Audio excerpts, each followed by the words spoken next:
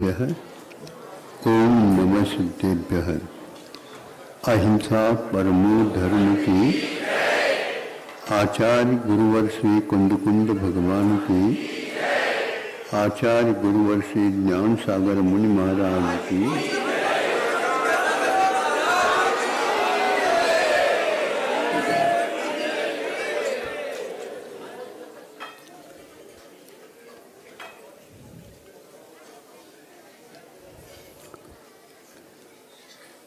ये मैंने कहता है कि अन्यत्र इसका प्रचलन है क्या नहीं, काय का प्रचलन वो तुम्हें बताना जा रहा हूँ। किसी भी देश में विदेश में इस प्रकार का प्रचलन परंपरा से और वैज्ञानिक ढंग से नहीं मिलता, किंतु जैन परंपरा में यह आज भी उपलब्ध है। इसका संबंध कब से कहाँ है ये बाद में बता दिया जाएगा, किंतु आज भी यह प्रचलन है। क्या प्रचलन है? पानी तो सब पीते हैं, भोजन तो सब करते हैं, किंतु ये पानी का सेवन पीना और भोजन का सेवन खाना और उसको पचाने का कार्य तो पेट करेगा, आंतें करेंगे आदि आदि। खाने का कार्य वो नहीं करेंगे, हम करेंगे। और हम यदि आंख बंद करके उसका सेवन कर रहे हैं तो हमारे आरोग्य के लिए कैसी क्षति पहुंचती जा रही है, हमारे बुद्धि में कैसी कमी आती जा रही है, हम स्वस्थ नहीं रह पा रहे हैं। दूसरे की सेवा करना तो दूर, अपना ही उठना बैठना गड़बड़ में हो गया है। अमेरिका ने एक लेख पहुंचाया हम लोगों के पास या आप लोगों के हाथों तक। भारत की बात नहीं कह रहा हूं, लेकिन भारत में कह रहा हूं। वहां से ये आया है, यदि आपको जीना है तो इसका सेवन मत करो। कौन से रोगों से बचना है? मोटापा, वेट, शुगर की बीमारी, बीपी क्या बोलते, बीपी विशेष पर्सनैलिटी है।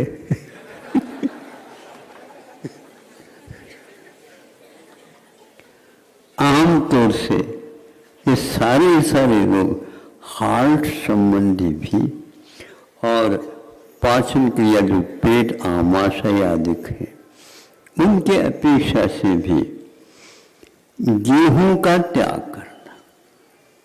बोलो क्या कहा?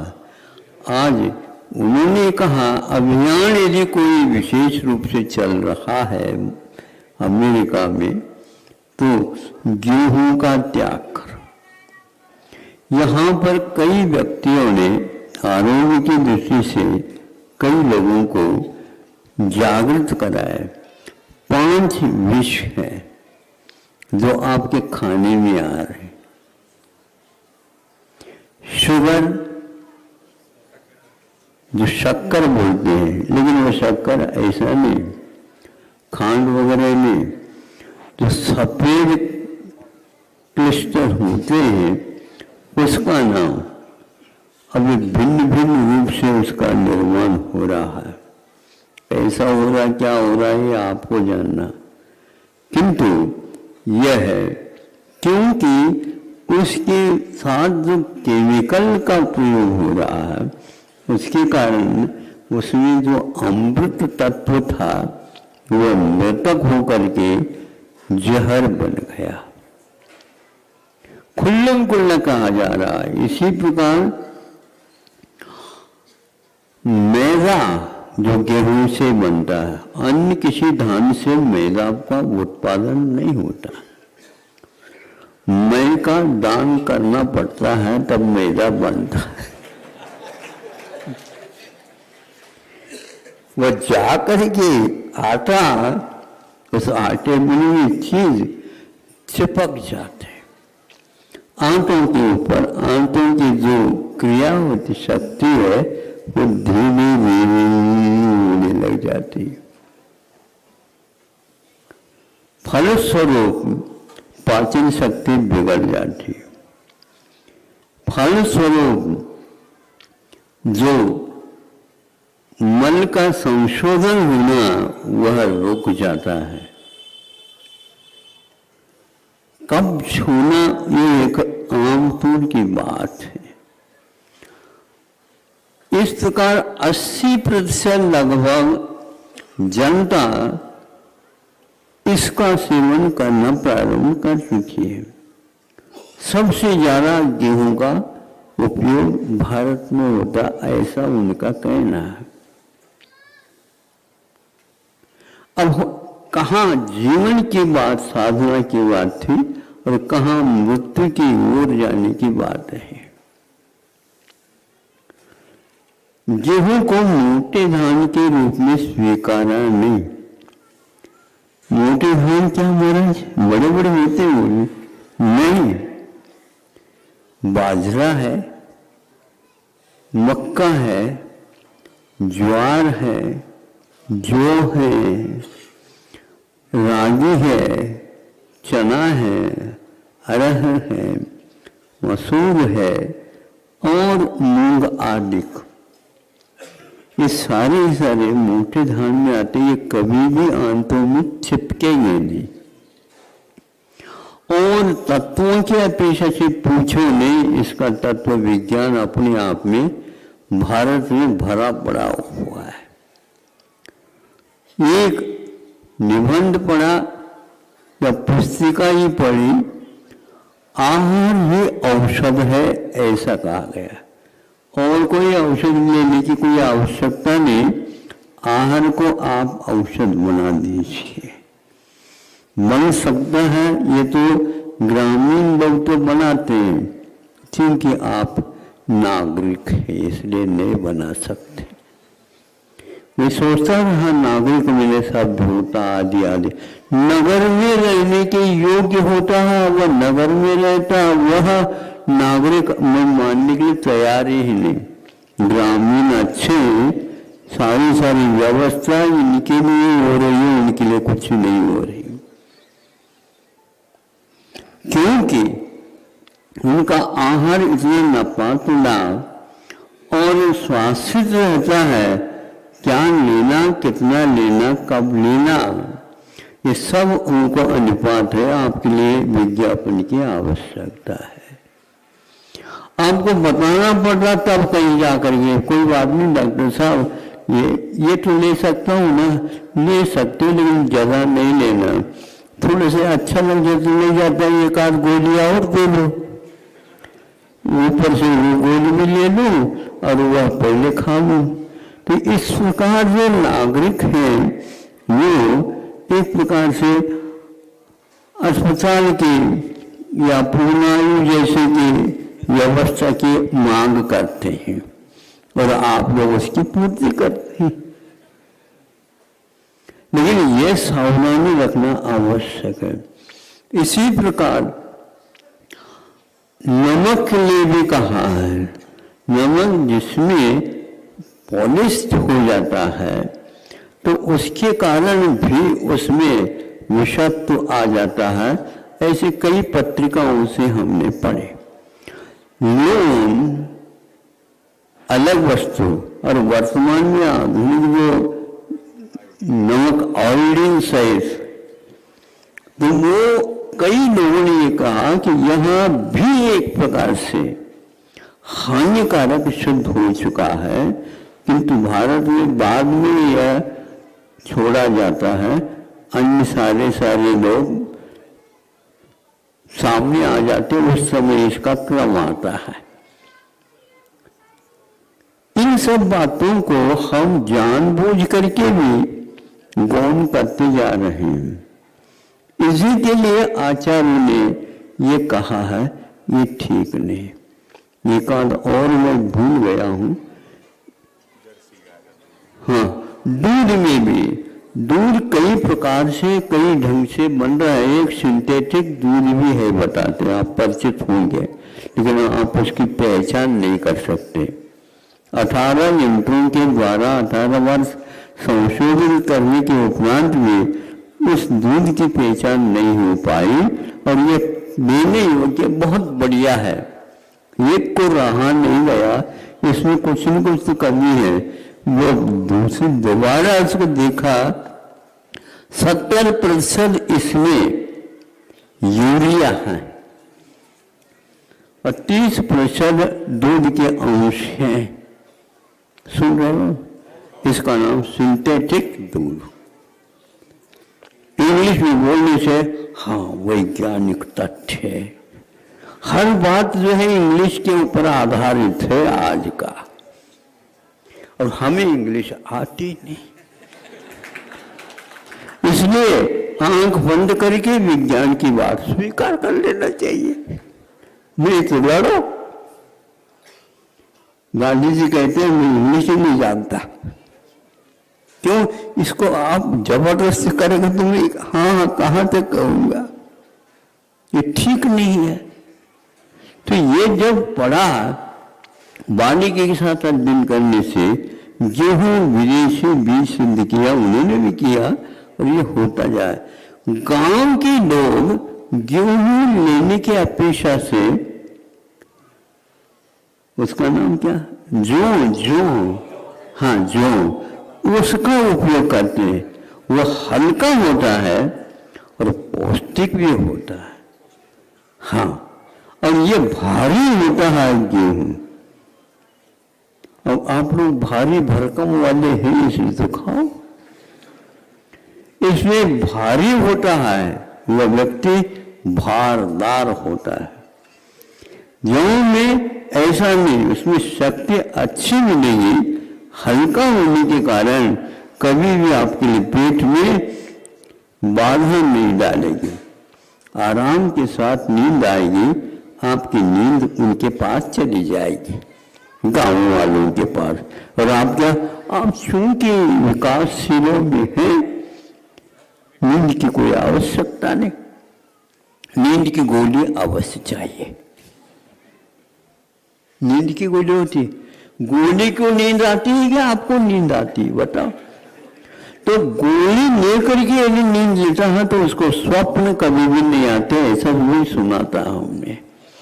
हाँ, आता भी है तो वात पित्त कफ से प्रभावित आते। आप तैरते हुए नजर आएंगे आसमान में, आप उड़ते हुए नजर आएंगे। क्यों? वात की बीमारी के कारण। ये स्वप्न का उन्होंने फल बताया। आपको अग्नि जैसे दिखने में आएंगे, लपटे दिखने में आ जाएंगे, तो क्या है, अग्नि परीक्षा हो रही है? नहीं, किंतु यह पित्त का प्रकोप है। इसी प्रकार वात का, पित्त का, कफ का क्या हो रहा, खूब तैर रहे हैं आप। तैरना तो आता नहीं आपको, स्वप्न में तैर। ये इन सपनों के फलाशय के बारे में कभी सोचना नहीं चाहिए, ये विकार है।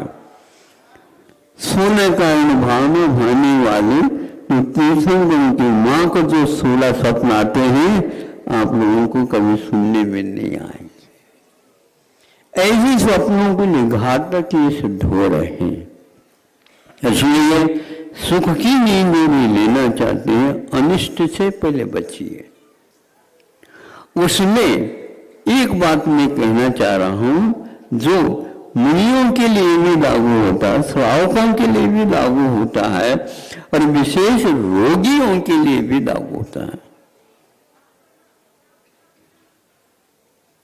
रोगियों के लिए कहा जाता है, देखो इनको गरम गरम पानी दे देना, ताकि यह शौच इत्यादि कार्य में इनको लाभप्रद होगा। सुनो, ये फल उसको देना, किंतु जिसको टाइफाइड मियाजी बुखार हो गया, लेकिन ये ध्यान रखना उस सेव फल को गर्म करके साग के रूप में दे देना, साबुत नहीं देना। क्यों? क्योंकि इनके आंतों में इस प्रकार की जड़ता आ गई है, वो इसको हजम नहीं कर पाएंगे। अब इसमें थोड़ा सा स्वाद की ओर देख लेते हैं। जो बना करके देते हैं किंतु गर्म नहीं है, उसका स्वाद अलग आएगा। और उसको साग बना करके देंगे तो फिर रोटी के साथ तो खाया जा गया, किंतु बिना रोटी के हम उसको खा लें, क्योंकि स्वाद उसका अंतर हो जाता। वह स्वाद ही उसके लिए बाधक था, सेव बाधक नहीं था, क्योंकि वह रोगी है। इसलिए ऐसे कई पदार्थों का आप लोगों ने कहा है, जब तक इसको इस रूप में नहीं लोगे गलत है। तो अब हम पानी की ओर आते हैं, अब भोजन की ओर आते हैं। कोई भी पदार्थ सचित होगा, उसको लेने के लिए जीवनाचार्यों ने मना किया। कैसा होना चाहिए? उन्होंने ये कहा प्रासुक होना चाहिए। ये शब्द केवल जैनियों के यहाँ मिलता है और अन्यत्र नहीं मिलता। प्रासुक का अर्थ होता है असुक मिले प्राणी। तो वो जीवों का जहां से निष्कासन होता है उसको प्रासुक जल और प्रासुक भोजन माना जाता है, और यह श्रावकों के लिए अनिवार्य है। बीजों का भोजन वो नहीं करते क्योंकि वो प्रासुक नहीं है। कई बीज पशुओं के लिए खा ले तो बाधक हो जाते। एक बैल ने, चूंकि राशि थी चमों की राशि, उसने मालिक को गया देख करके खा लिया, अच्छे ढंग से खा लिया। फिर क्या होगा? पानी भी पी लिया, लेकिन न ही प्रासुक पानी था और न ही प्रासुक चने थे। और वो चने भीतर जा करके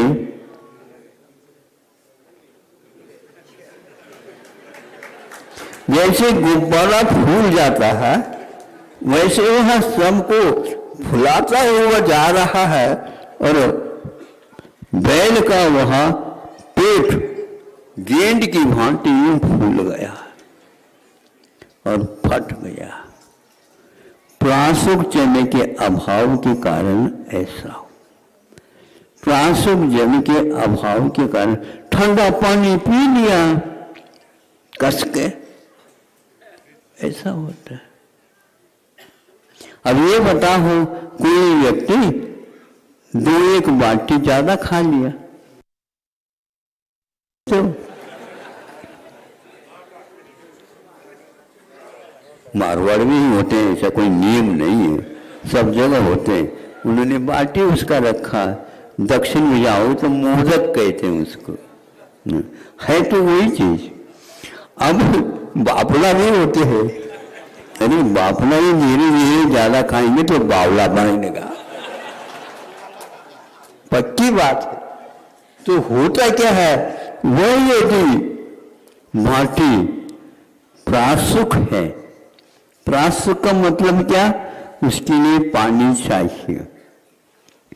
एक बार खा लिया, अच्छे ढंग से खा लिया, शाम को खा लिया, रात में चारों प्रकार का आहार का त्याग, पानी नहीं पिएगा तो वो क्या होगा?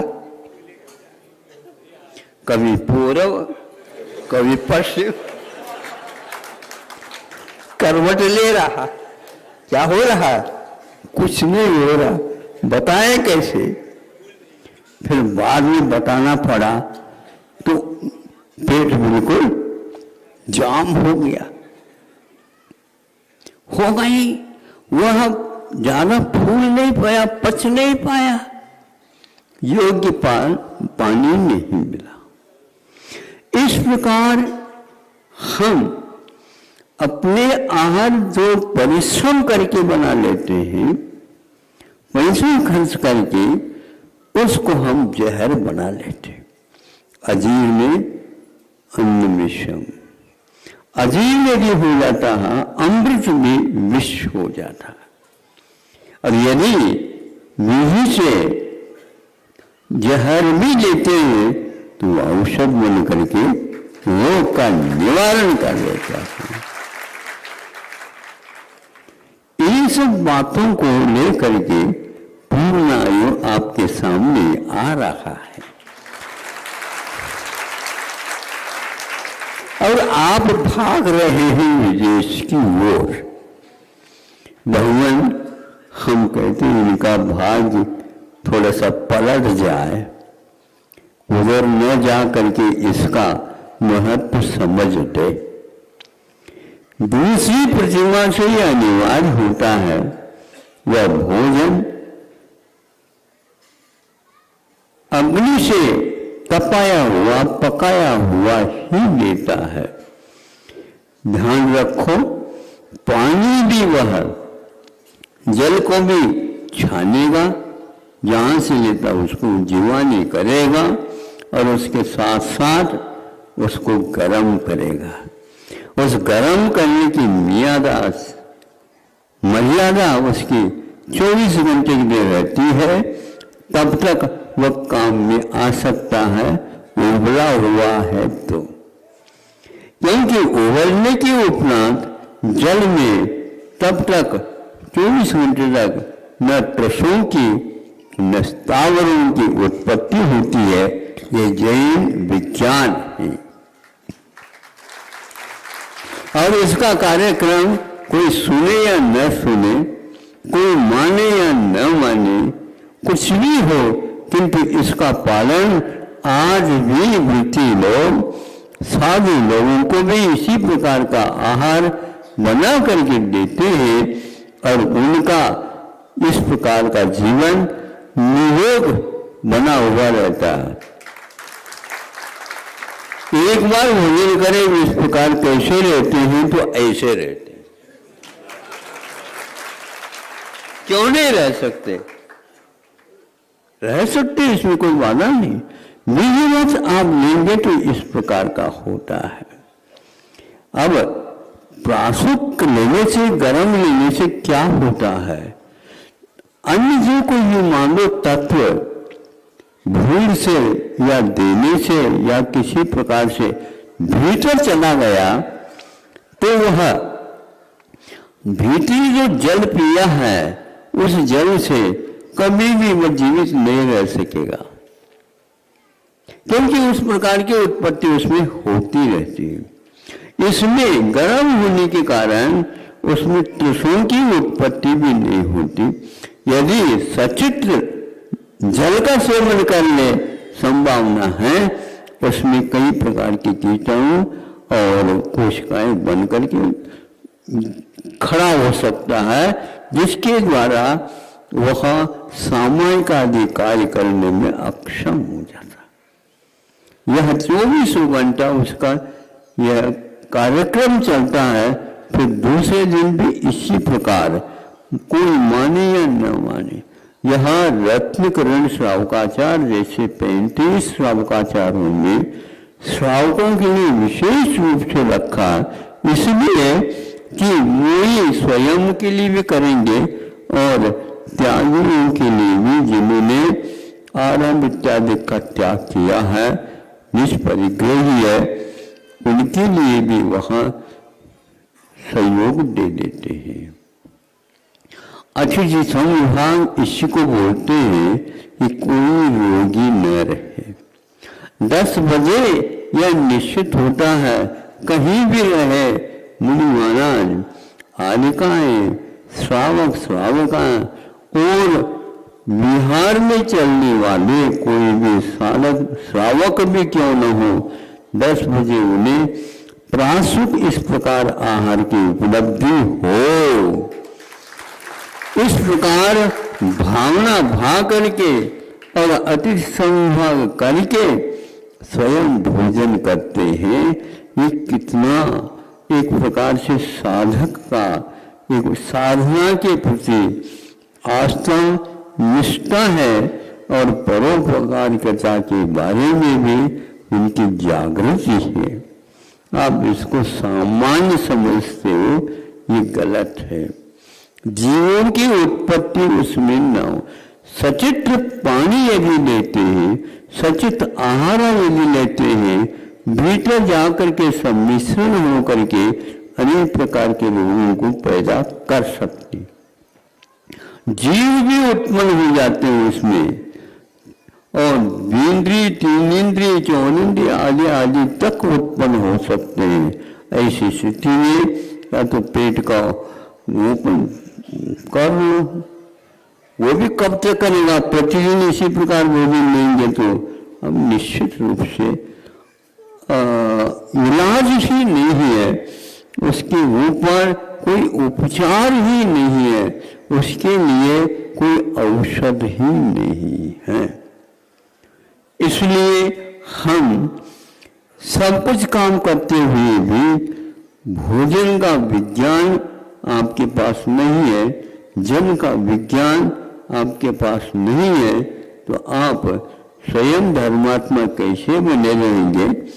दूसरे के लिए धर्म साधन करने में सहयोगी कैसे बन सकते हैं? इसलिए पहले पानी छान करके, फिर उनको जीवाणु छोड़ करके, वह जल हमारे लिए पिए के योग्य है क्या नहीं, उसके भी परीक्षण किया जाता है। वह जल कहाँ से आ रहा है, एक बिंदु बता करके मैं पूर्ण करना चाहता हूँ, 2-3 मिनट ज़्यादा हो गए आपके लिए। जब कभी उसको दे देंगे हम। क्या है उन्होंने, ये है जल कुएं का, तालाब के भी हो सकता है, जो बड़े बड़े तालाब होते हैं जिसमें से नदियां निकल जाती हैं, भोपाल का ताल, बाकी सब तलाइयां बोलते हैं ना।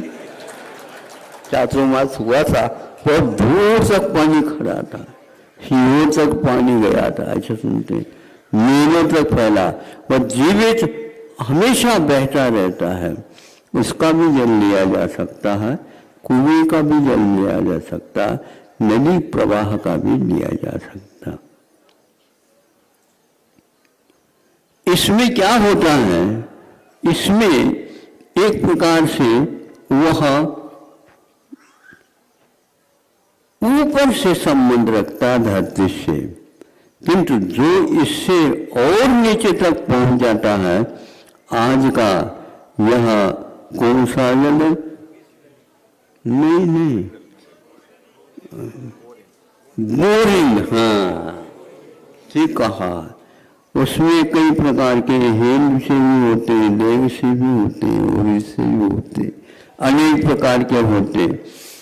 हजारों फीट नीचे जाकर के वह जल आ सकता है, 200-300 फीट गहराई तक जाकर के वह आ सकता है।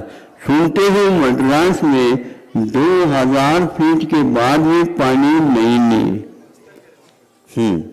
ऐसा सुनते हैं, तो क्या होना क्या पता, तो आज मद्रास है, बॉम्बे में कब हो जाएगा। क्यों ऐसा होता है, तो यह परिणाम होता है। तो वह जल सूर्य प्रकाश से संबंध नहीं रखता, नए वातावरण से उसका संबंध नहीं रहता, और पृथ्वी में जो एक प्रकार से रसायन प्रक्रिया होती रहती है, परिवर्तन होता रहता है, भयानक विषाक्त पदार्थों का सम्मिश्रण भी उसके साथ होकर के आ सकता है। और आप पानी छान नहीं पी रहे, आप पानी उस गर्म को नहीं ले रहे, सीधे सीधे पाइप को ही मुंह लगा रहे हैं, भीतर जाकर के भयानक रोगों के लिए कारण हो सकता है। तेना जाने के लिए पानी का इस प्रकार का प्रबंध बताया, उसको छाने बिना और गर्म किए बिना वो नहीं बन सकता। लेकिन विषाक्त पानी आपके आ गया, सबसे ज्यादा उस जल में मिनरल जो धातु खनिज पदार्थ रहते हैं उसका कोई संशोधन नहीं होता, निष्कासन नहीं होता, वो यदि पी रहे हैं तो क्या होगा। एक समय था कुएं का पानी बंद कर दो और पाइप का नल का बोरिंग का पानी प्रारंभ कर दो। अब धीरे धीरे कह रहे हैं अब कुएं का पानी प्रारंभ कर दो। क्यों? उनका ये कहना था यहाँ पर पानी आना अनिवार्य है, ऊपर से पानी, यहाँ पानी जमीन में चले जाए और इसके कारण जल का स्तर बढ़ जाए और उसके कारण उसका स्वाद, उसके घातक जो पदार्थ है सब शांत हो जाते हैं। जहाँ पर खारा पानी था वहाँ पर आज मीठी नदी बह रही है। ऐसा जल प्रबंध पहले होता था, आज वह जल प्रबंध है लेकिन देखा देखी है। ज़्यादा समय लेना ठीक नहीं, यह विषय और लंबा चौड़ा था।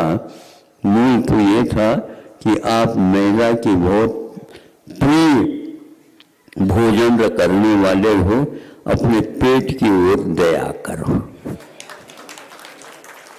हाँ, और मोटा खाना आप प्रारंभ कर दो और आप चिरंजीवी रहेंगे, इसमें क्या बाधा है, आपका अधिकार है, क्योंकि पूर्ण आयु आपको मिली। उसको अकाल मरण की गोद में क्यों भेज रहे हो? अपने बच्चों का पालन अपनी ही गोद में किया करो। इतना ही कहना। अहिंसा परमो है।